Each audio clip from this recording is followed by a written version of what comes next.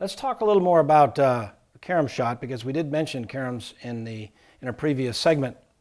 A carom is where you shoot one of your balls that you intend to make off of another ball and into the pocket. It could actually go off of a couple of them. It's still a carom.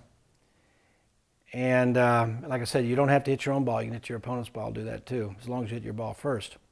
So let's look at this carom possibility. Now, you might say, well, I'd rather play a safety. Well, let's just say you're in a situation where you really can't find a good safety and you're really kind of obviously in a little bit of trouble. Nevertheless, if you practice these caroms and work on them, you can get to where they become a reliable shot. So we're playing the 5 off the 7 into that pocket. How do we see where to hit it? Well, being careful not to foul, visualize the spot right where the cue stick comes closest to the ball. That becomes the spot where if you hit the 5 off that spot, it'll go into the pocket. Okay? You can come around then and see exactly what direction the 5 has to take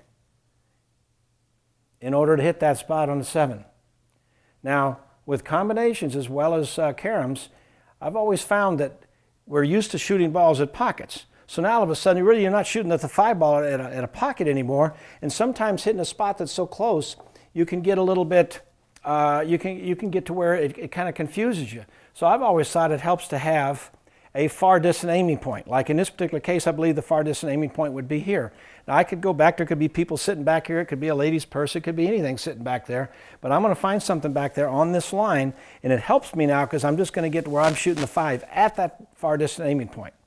It just helps me to be able to visualize it better, all right? Now the next aspect of shooting these carom shots is you don't want the 5 ball to be rolling over, because then it distorts it. Because then wherever it hits, it wants to follow through that spot. You know how following a ball, it'll go through a ball. It's going to go through it. You want it to be a flat ball.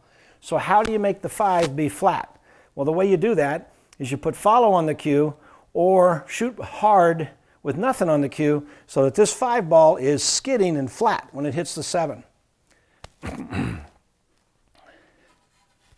Okay, so we're trying to make the 5 ball over there in that corner.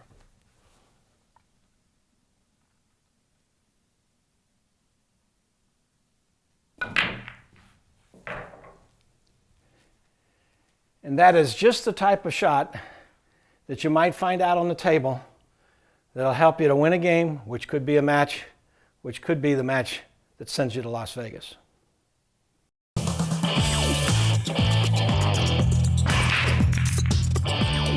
You don't have to play like a pro to enjoy the game I love. If you've ever played in a friend's basement, you can compete in an APA league. In the APA, everyone can play and anyone can win. So if you're looking for a fun night out with your friends and family, join an APA pool league today. Have fun, meet people, play pool. Visit poolplayers.com today.